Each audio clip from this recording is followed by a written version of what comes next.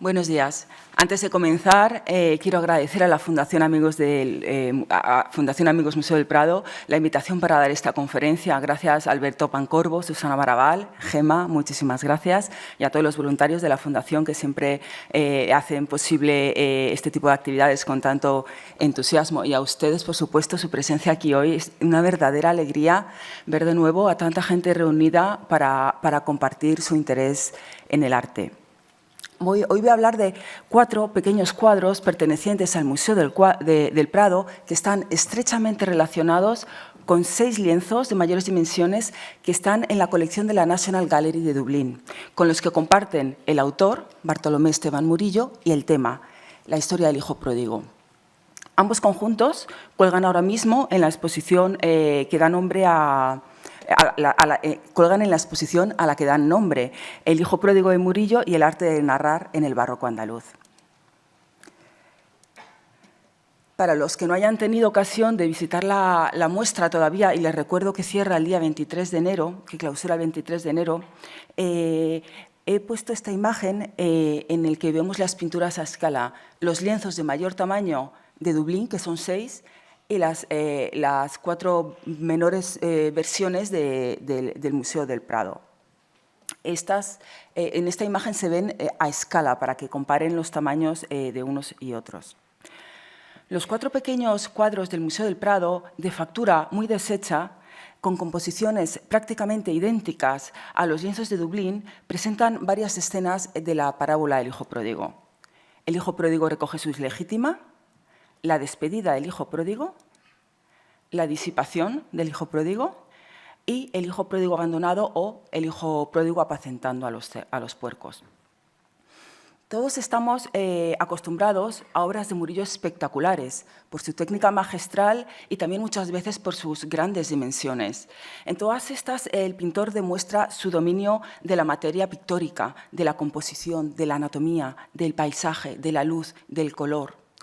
Por ello puede resultar difícil reconciliar la idea de este Murillo magistral con estos cuadritos tan poco acabados que carecen de la luz, de la jugosidad del color y de la perfección de las anatomías y, en general, de la belleza a la que estamos acostumbrados en Murillo. El fin de esta conferencia es profundizar en el conocimiento de estos cuadritos para poder aclarar qué son y cuál es su papel dentro del proceso pictórico de Murillo. Por ello, primero será necesario analizar los cuadritos en contexto y a la vez que los lienzos de mayores dimensiones de Dublín, hablar sobre su iconografía, su procedencia, sus posibles comitentes, sobre el proceso creativo de Murillo y también sobre el corpus de obras de pequeño formato del artista para finalmente intentar esclarecer qué son estas pequeñas obras tan abocetadas. La parábola del hijo pródigo se narra en el Evangelio de San Lucas. Cuenta la historia del hijo menor de una familia adinerada, de un hombre adinerado, que tras romper con su familia y derrochar su herencia, se arrepiente y acaba siendo perdonado por su padre.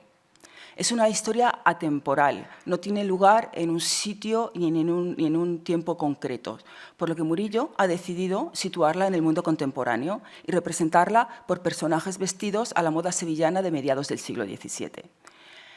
Es además una historia fácilmente reconocible y muy popular en su momento. Era representada en estampas y también en pinturas y en dibujo, aunque no es lo habitual encontrar una serie completa que narra las escenas de forma secuencial. Normalmente la parábola del hijo pródigo se representa por la última escena de la historia, que es el hijo pródigo volviendo a su casa, que es el episodio más conocido. Además, la parábola del hijo pródigo durante el Siglo de Oro fue el tema principal de numerosos autos sacramentales, como recogido en El peregrino en su patria como de Lope de Vega de 1604.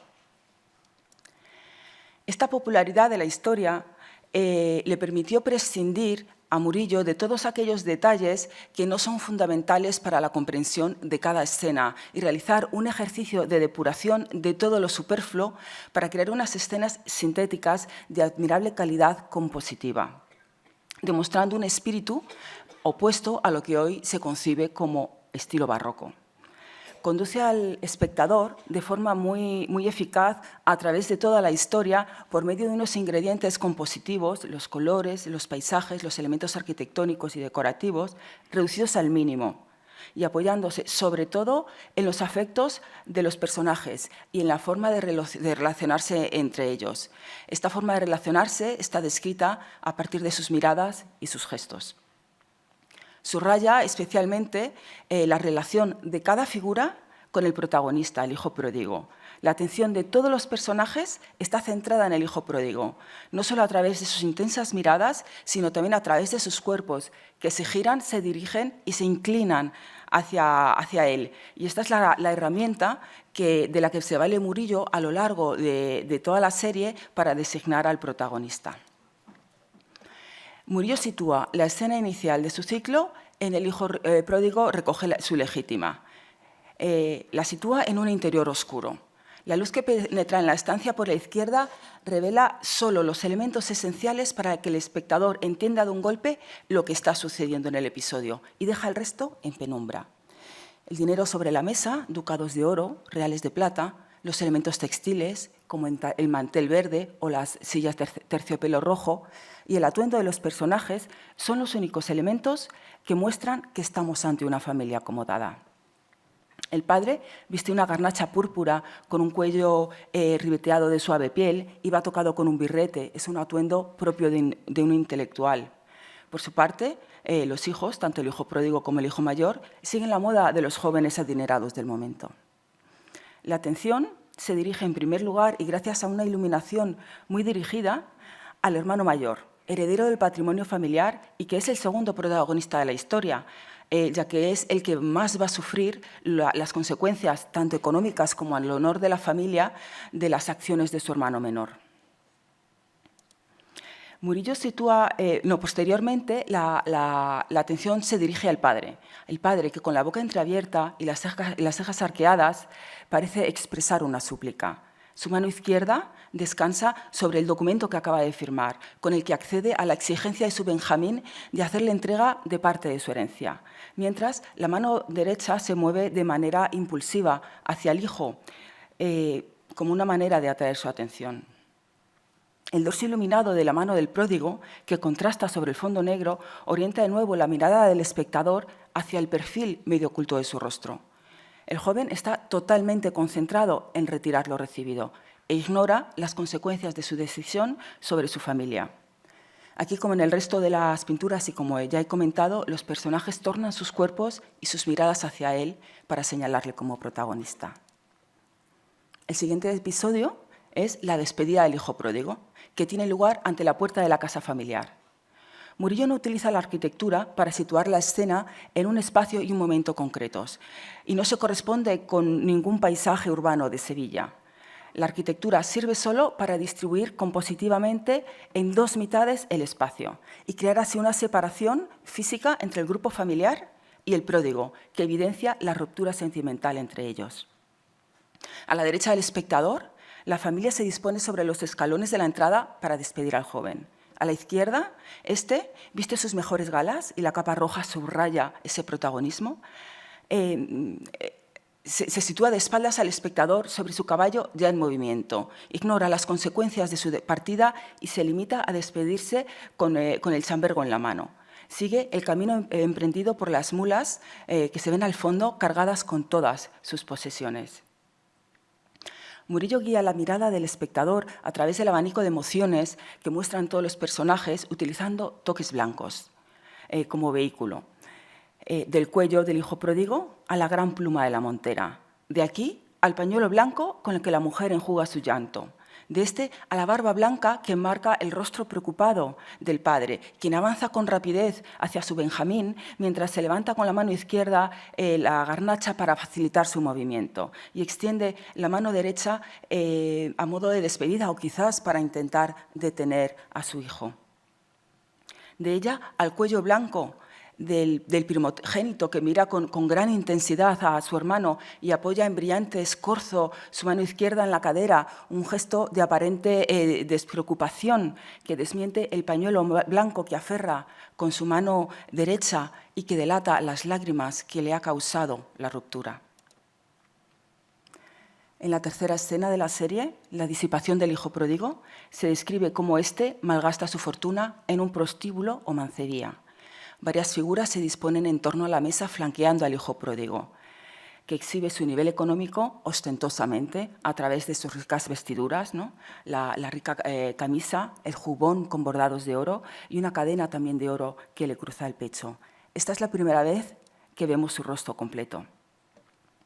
Su mirada algo perdida se dirige a la joven que cierra la composición por la derecha. Ella, como el resto de los personajes, concentran toda su atención y sus miradas en el pródigo. Están realizando un esfuerzo conjunto de seducción a través de... Uy, a ver si... No sé si... No, perdón. A través de la música, a través de la comida, a través del vino representado por una única copa, el alcohol como el elemento fundamental para la caída en el pecado, y a través de la sensualidad. La sensualidad o lujuria se encuentra representada por medio de la mujer que se sienta junto al hijo pródigo.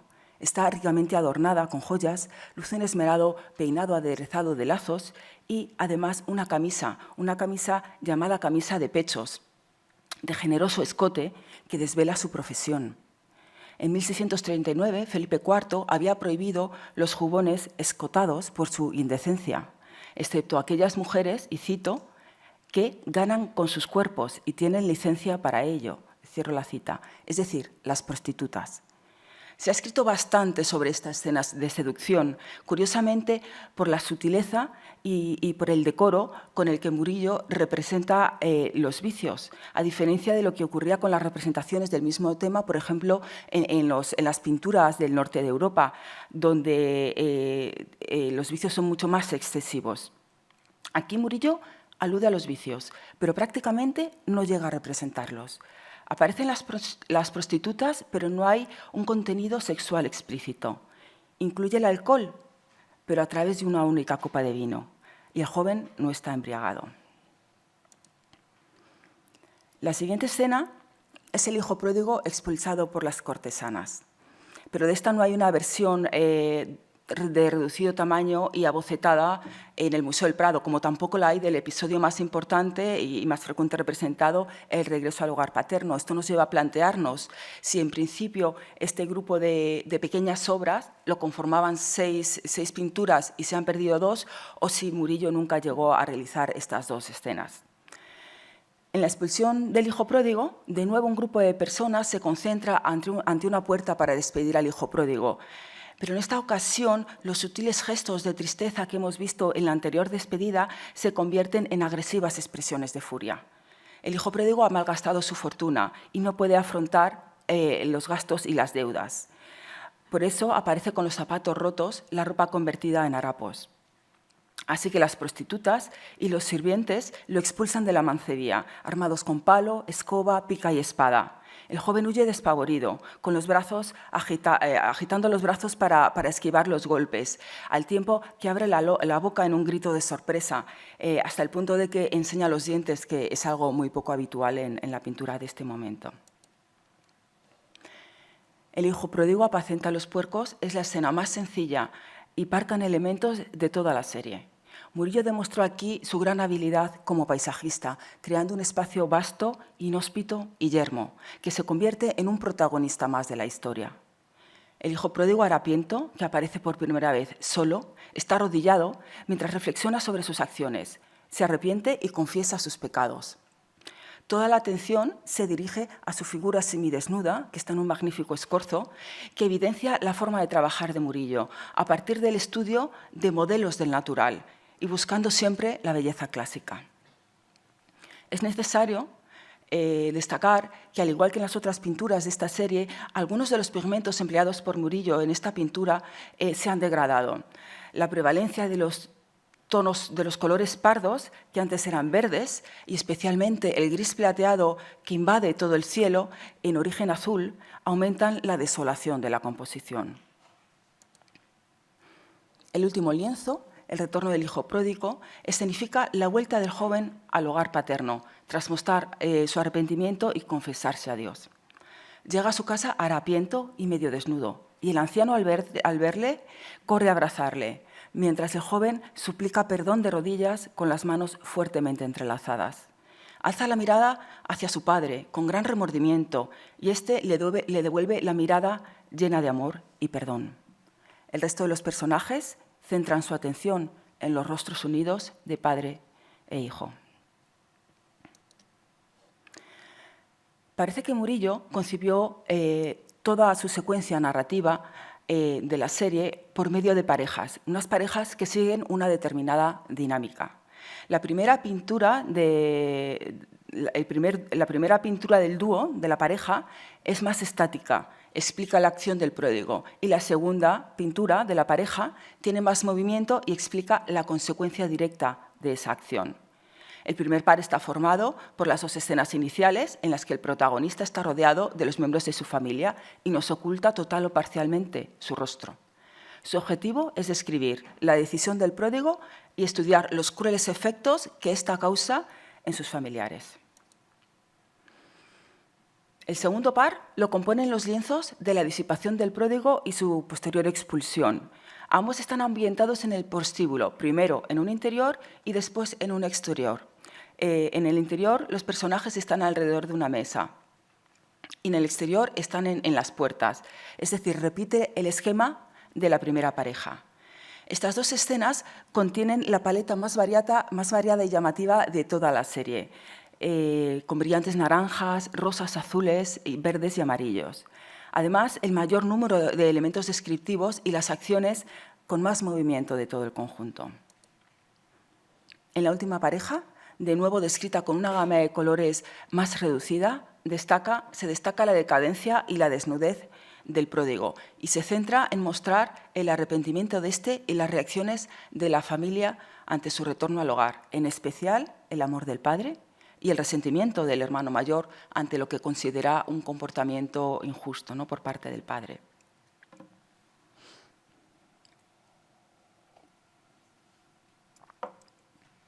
En cuanto al proceso creativo de Murillo, para la confección de este ciclo se puede reconstruir a grandes rasgos. Tras la lectura directa de la parábola en el Evangelio y seguramente tras recibir unas instrucciones del comitente, el artista buscó inspiración visual en todo tipo de fuentes, principalmente estampas. A continuación, plasmaba toda esta información, sumada al fruto de su propia imaginación, en dibujos en los que definía temas como el espacio, la relación entre los personajes o sus posturas. Finalmente, con estos dibujos como guía y pintando las figuras a partir de modelos vivos, y cuando digo de modelos vivos, aunque seguramente lo sabrán todos, es que había una persona en su taller posando en la postura que él le indicaba y él copiaba la figura, la anatomía de estos modelos. Pintando estos modelos vivos en el lienzo definitivo. Así daba lugar a una versión propia y muy personal de la historia tratada. Para la creación del ciclo pictórico del hijo pródigo se han apuntado diversas fuentes visuales. La más conocida de todas ellas es el grupo de estampas del lorenés Jacques Callot, uno de los grapadores más conocidos del siglo XVII y cuyas obras tuvieron una gran difusión en la España del momento. Su serie El hijo pródigo forma parte de la exposición, es exquisita. Si no la han visto, necesitarán una lupa. Los que no la hayan visto, que se hagan con una lupa antes de subir.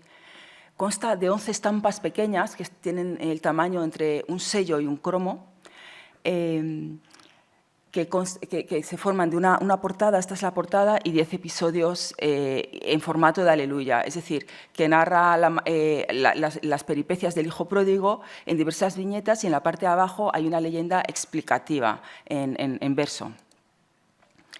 Como ejemplo he escogido estas dos escenas en las que se encuentran suficientes elementos que remiten a los lienzos de Murillo, tanto en la disposición general de la composición del hijo pródigo abandonado o como en los pequeños detalles del hijo pródigo recibiendo su legítima.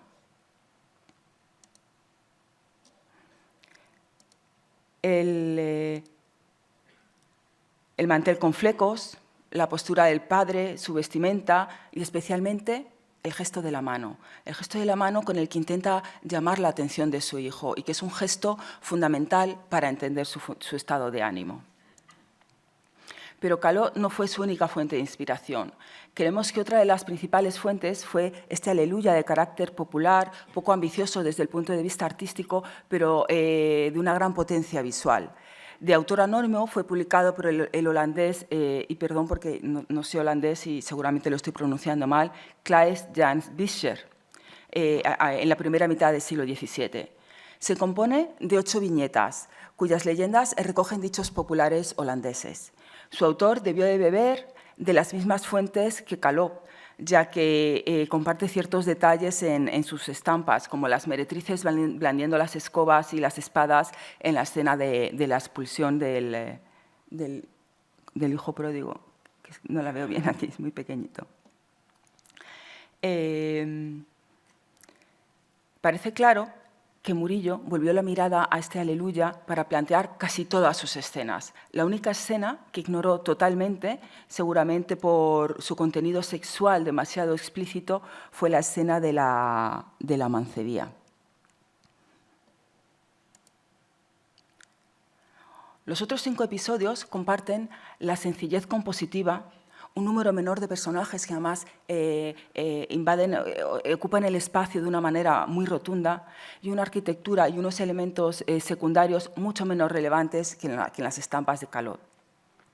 El pintor parece haber estudiado el uso de la luz y la sombra con mucho detenimiento, algo que se aprecia, por ejemplo, en la iluminación fuertemente dirigida de la primera escena, ¿no? Que es muy dirigida, así como en la estrategia de esconder figuras secundarias en zonas de semipenumbra y de destacar otras por fuertes contraluces, como podemos ver, por ejemplo, en la expulsión, ¿no? Que el ama o madre de la mancebía está aquí a oscuras, igual que sucede aquí, y mientras la figura de este sirviente se contrasta a contraluz.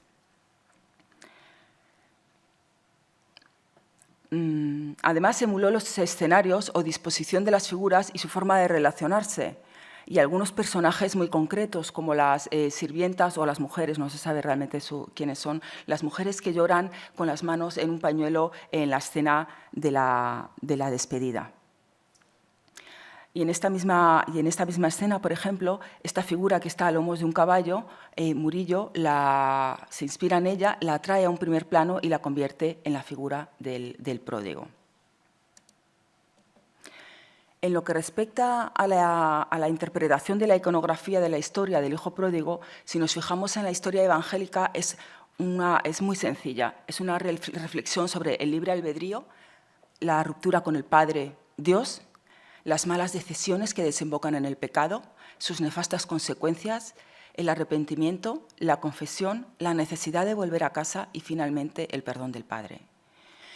No obstante, es posible que en el siglo XVII la historia tuviera otra u otras lecturas o interpretaciones, derivada de, por ejemplo, del cada vez más frecuente malgasto excesivo o prodigalidad por parte de los jóvenes herederos de las grandes familias de toda Europa, que estaba poniendo en peligro su patrimonio, el patrimonio de toda la familia.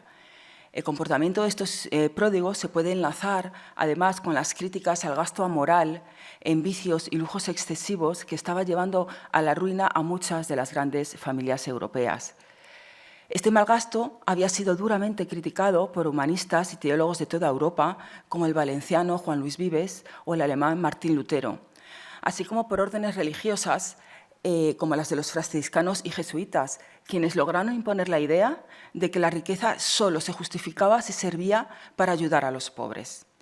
Y esta corriente de pensamiento llegó hasta Sevilla, donde se refleja, por ejemplo, en el Discurso de la Verdad, el texto escrito por Miguel de Bañara, el conocido impulsor de la construcción del Hospital de la Caridad. Por ello, con frecuencia se ha interpretado la serie de Murillo a la luz de este escrito y se ha llegado a considerar a Bañara como posible comitente de las pinturas.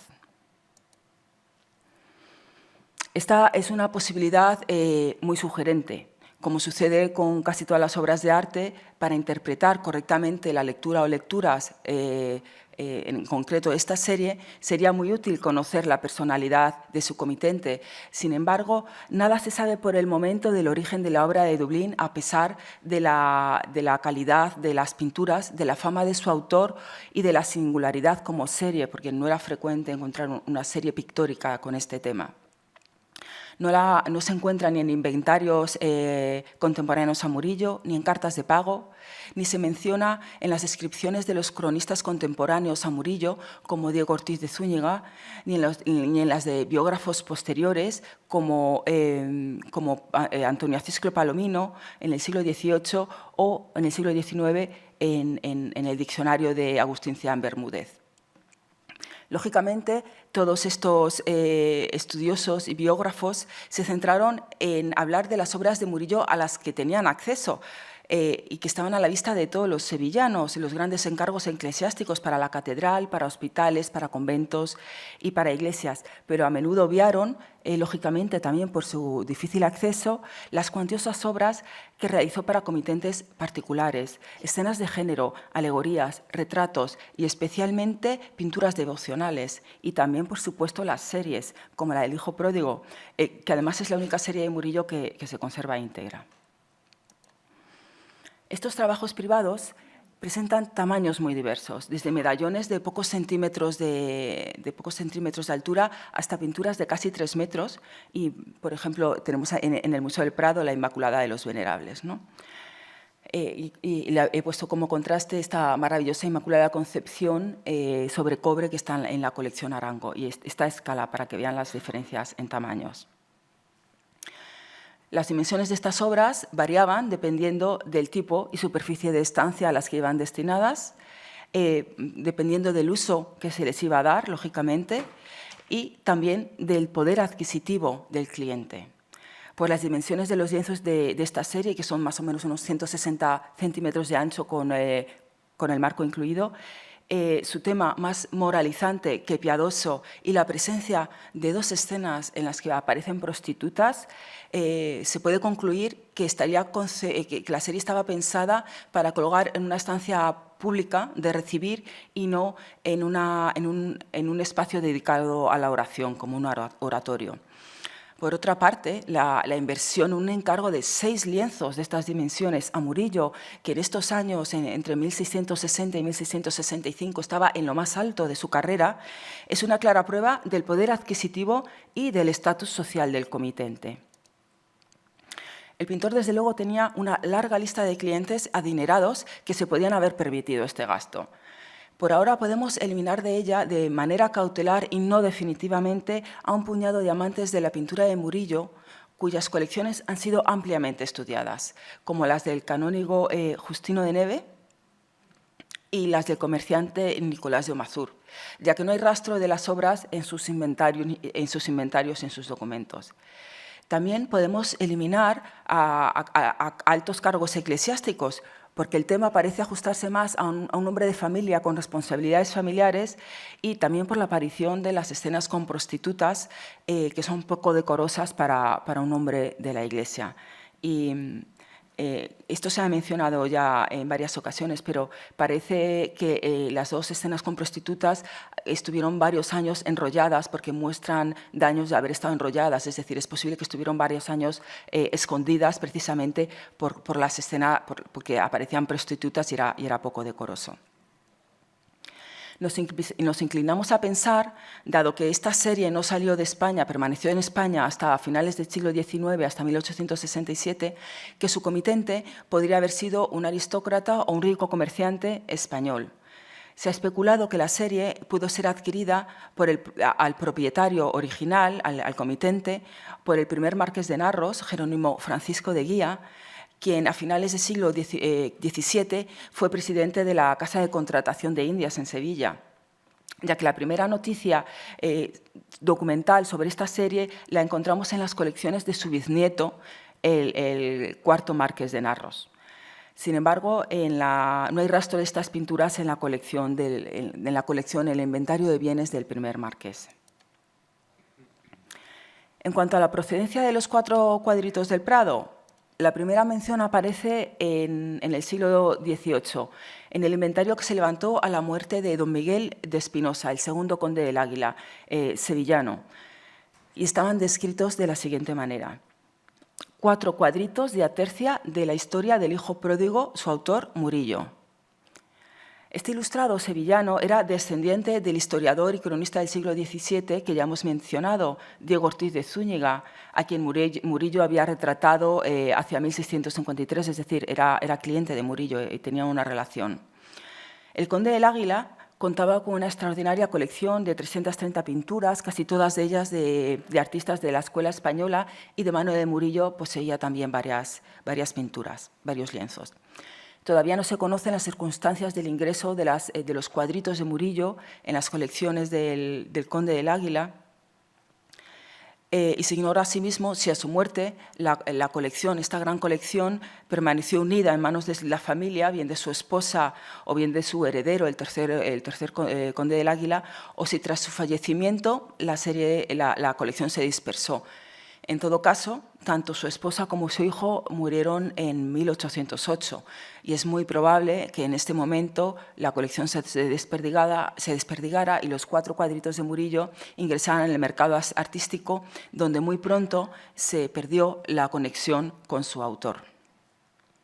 La siguiente mención a las pequeñas pinturas de Murillo aparece 21 años después, en 1815, como parte de la colección madrileña de otro erudito, el canónigo Pablo Recio y Tello, académico de mérito de la Real Academia de Bellas Artes de San Fernando. Durante los primeros años de la restauración borbónica, Recio tuvo un papel muy destacado en la recuperación de las obras expoliadas por los franceses, y es muy probable que este fuera el origen, por lo menos, de parte de su colección, de su grandísima colección de obras de arte. Tenía 464 pinturas. En esta colección había un nutrido número de obras de procedencia sevillana, y entre ellas podemos destacar, y se ha podido identificar, El rico de Pulón y El pobre Lázaro, que Alonso Vázquez había pintado para el tercer duque de Alcalá, para la colección que este tenía en su palacio sevillano del Palacio de Pilato.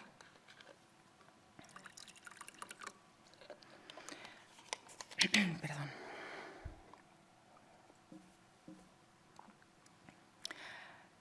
La colección de Recio incluía además varios cuadros de Murillo de pequeño tamaño, no solo los 4 cuadritos del Prado, sino también, por ejemplo, el abocetado Bautismo de Cristo, que está relacionado con el grandísimo lienzo de la Catedral de Sevilla, ¿no?, del mismo tema. La entrada en el inventario que describe los 4 cuadritos del Prado comienza así: el hijo pródigo recibiendo de su padre su legítima, original de Mazo.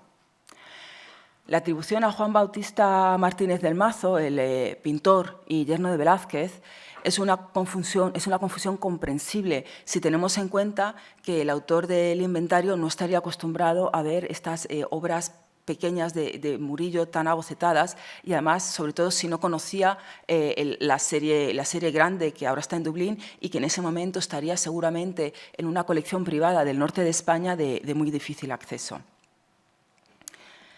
A su muerte, en 1815, Recio legó sus posesiones a su protector, el conde de Altamira, que en ese momento estaba pasando graves dificultades económicas. El conde falleció al año siguiente, en 1816, y los cuadritos aparecen aproximadamente en esa fecha en los inventarios de la colección real, ya de nuevo atribuidos a Murillo, y desde la colección real ingresan en las colecciones del Museo del Prado.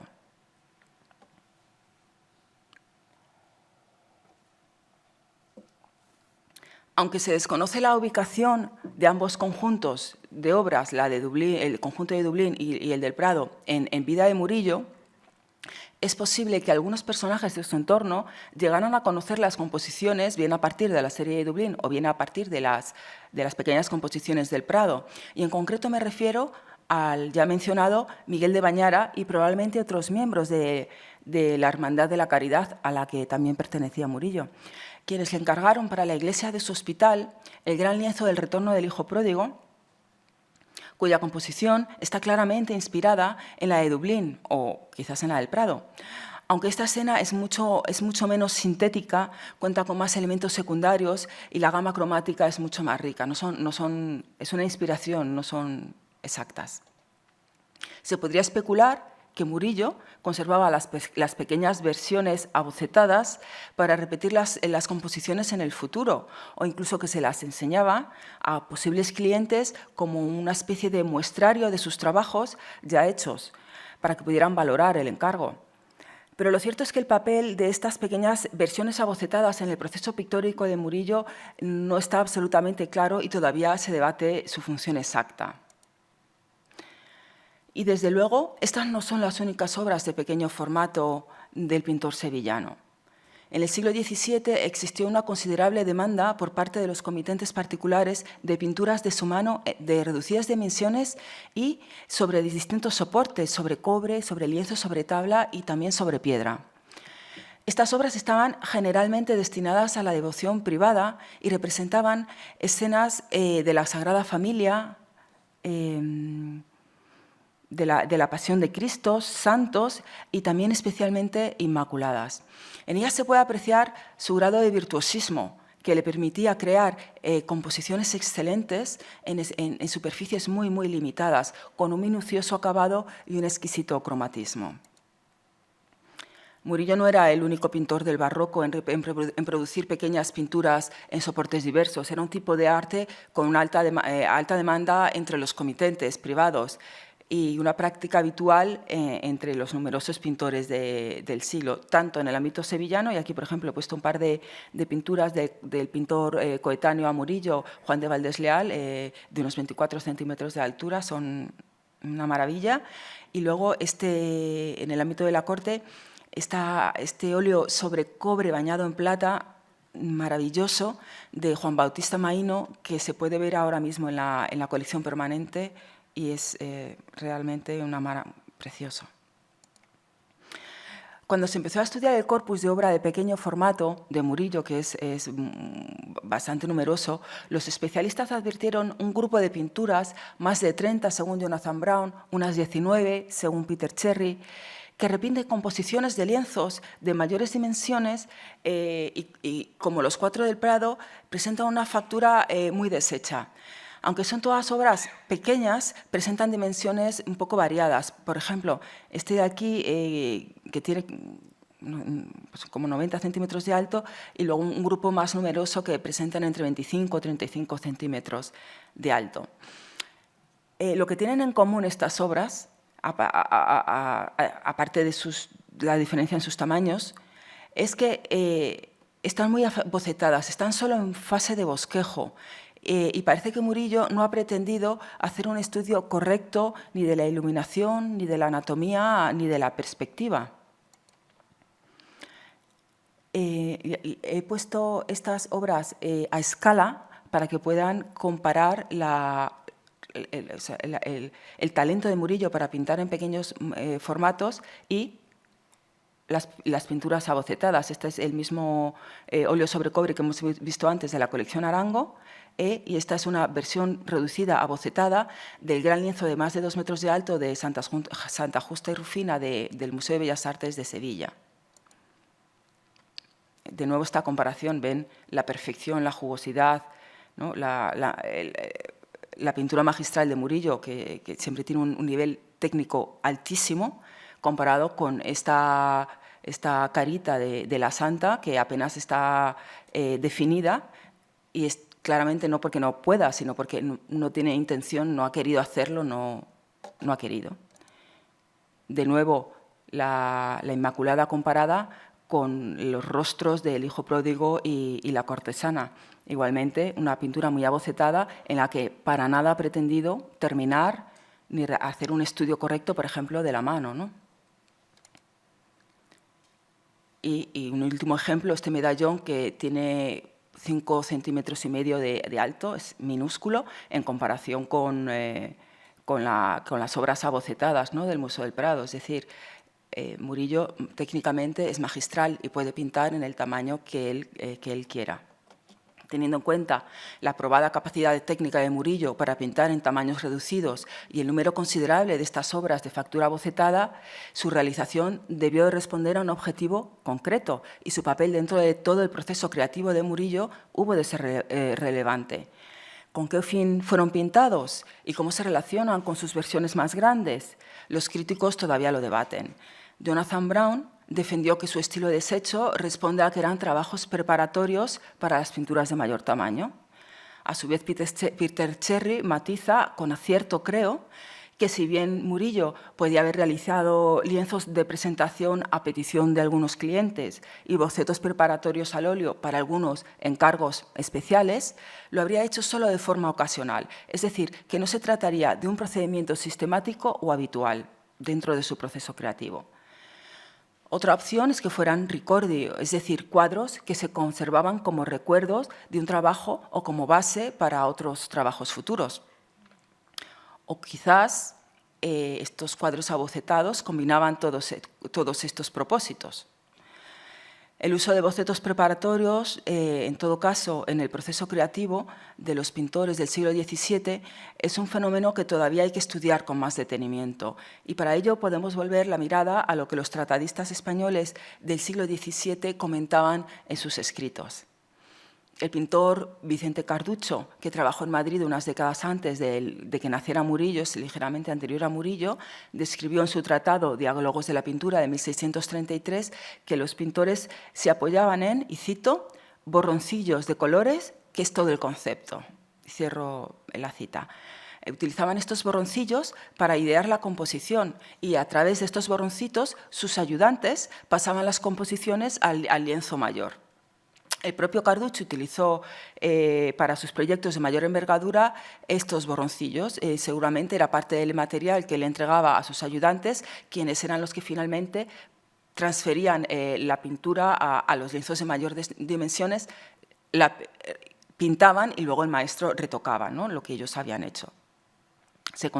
Esta fue su práctica habitual, por ejemplo, en la gran serie de 58 enormes lienzos para el convento de Paular, de los que se conservan algunos cuadritos cuadriculados, ¿no?, como este de aquí que se conserva en París.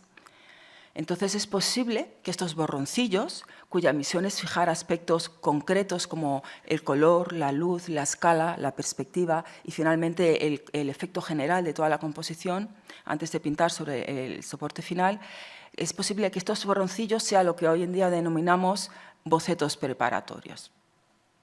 Y aquí se ve, aunque está bastante abocetado, que el estudio de todos los componentes de la pintura está perfectamente estudiado.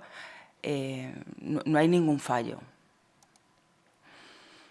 Sin embargo, el pintor y tratadista sevillano Francisco Pacheco, el famoso suegro de Velázquez, que llegó a coincidir brevemente en el tiempo con Murillo, indica en su Arte de la pintura de 1649 que los maestros pintores, es decir, los maestros que ya habían pasado el examen del gremio para poder trabajar como pintores y que ya tenían probada experiencia, no solían emplear estos borroncillos en su proceso habitual de trabajo.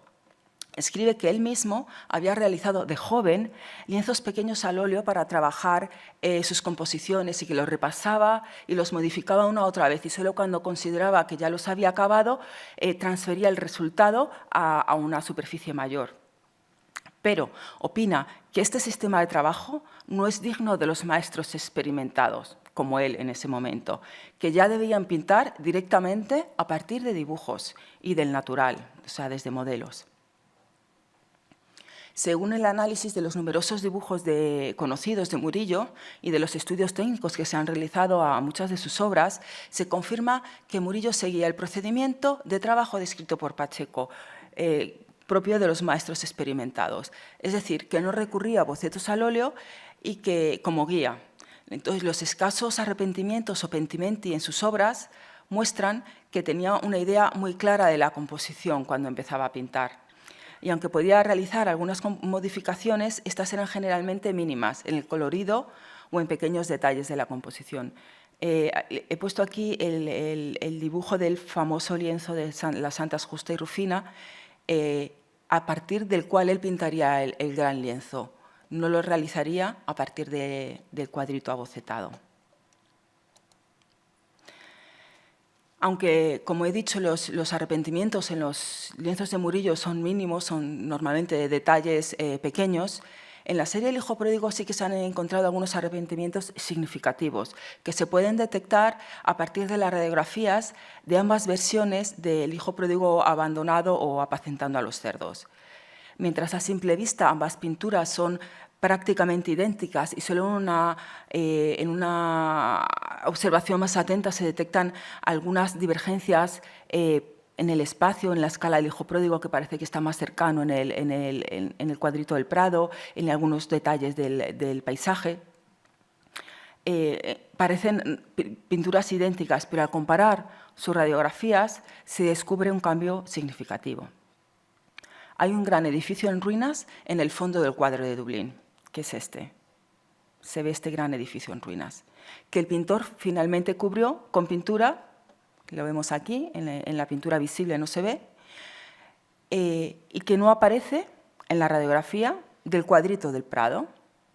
Es decir, que cuando Murillo pintó este cuadrito, tenía claro que no incluiría el edificio en ruinas, lo que da a entender que la ejecución de los cuadritos se hacía a la vez que pintaba el lienzo grande o la serie entera, o una vez ya la había acabada, era posterior.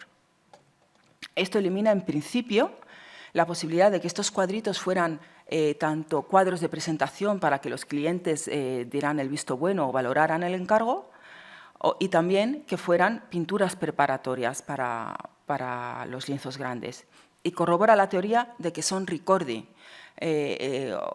los trabajos que el pintor ejecutaría posiblemente solo de sus obras de más empeño y que conservaría como recuerdo y como posible inspiración para obras posteriores. Se sabe que en el proceso de la ejecución de sus pinturas, Murillo, como muchos otros pintores, repetía y reelaboraba sus anteriores composiciones. Es posible que siguiera esta práctica al pintar la escena del hijo pródigo abandonado, para la que parece que se pudo basar en una obra que había realizado unas décadas antes, Fray Junípero y el mendigo. En la escena del arrepentimiento del pródigo no solo se repite la distribución general de la composición, sino también algunos detalles concretos del paisaje y de las arquitecturas. Por ejemplo, el cayado y el sombrero en el primer plano, este muro derruido, esta piedra, ¿no?, en la base de la arquitectura del fondo. Además, las ruinas del fondo, que contienen varios arcos, aquí en la radiografía, son muy similares a las que se aprecian en el cuadro de Fray Junípero. Otro dato a tener en cuenta y que se aprecia bien en la despedida del hijo pródigo es que entre la versión grande y la pequeña hay ligeras diferencias en el color y en la escala de los elementos, y algo especialmente llamativo también en algunos detalles de la composición. Por ejemplo, en este cuadro aparece un personaje a caballo entre las mulas que llevan las posesiones del joven, ¿no? Aparece este personaje a caballo. Es un detalle obtenido de la escena correspondiente en la estampa holandesa de Claes Jansbicher. Mientras, en el lienzo de Dublín, este hombre a caballo no aparece, aparecen las mulas con los cofres tapados con unas mantas, con los baúles tapados con unas mantas, que parece haber obtenido, o sea, parece haber inspirado en la estampa de Caló. Esto indicaría que Murillo, una vez acabado el encargo, seguiría retocando las pequeñas obras, las pequeñas versiones, para mejorarlas y para probar otras posibilidades. Por otra parte, los cuadritos de Madrid presentan distintos grados de acabado. Algo muy evidente si comparamos la primera escena, la escena del hijo pródigo recogiendo su legítima, y la cuarta escena, la del hijo pródigo abandonado.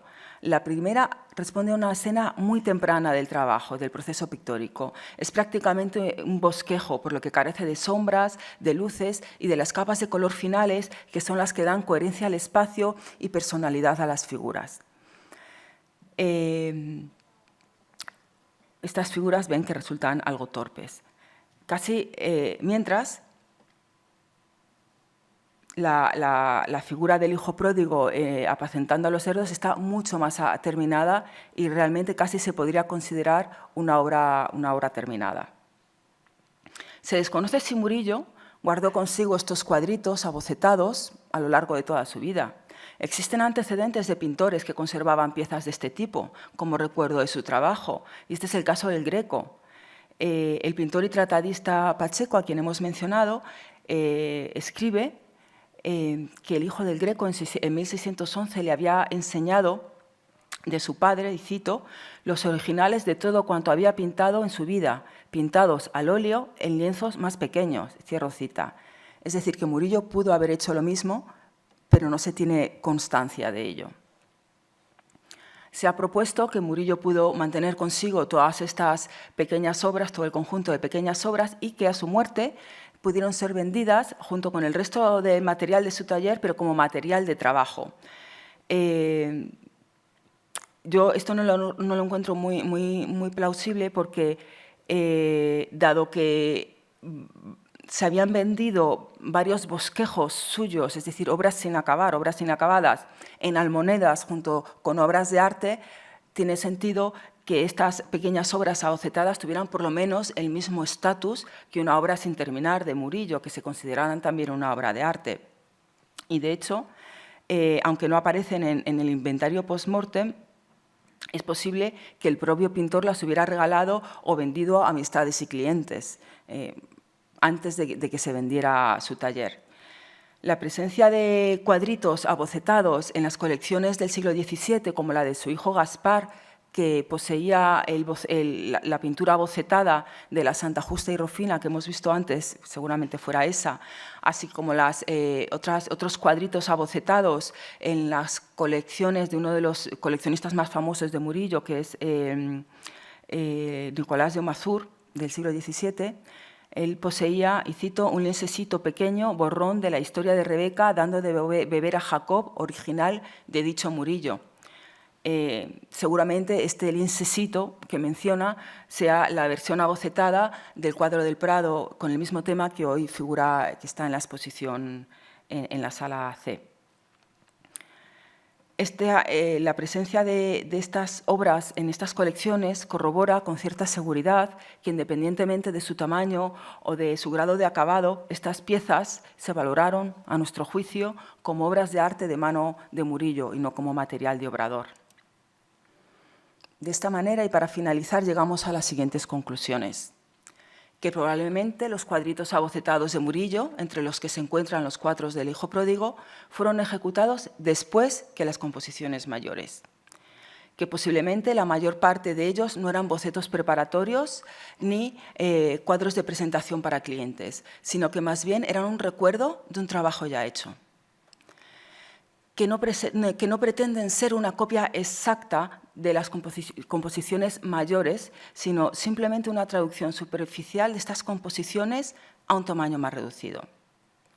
Y para finalizar, que independientemente del grado de acabado y de su pequeño tamaño, fueron considerados por todos los que los tuvieron en su posesión en el pasado, tanto los coleccionistas contemporáneos al pintor como los eruditos del siglo XVIII y XIX, y por los museos que atesoran en sus colecciones estas obras en su actualidad, como pinturas de mano de uno de los artistas más exitosos de la pintura, Bartolomé Esteban Murillo.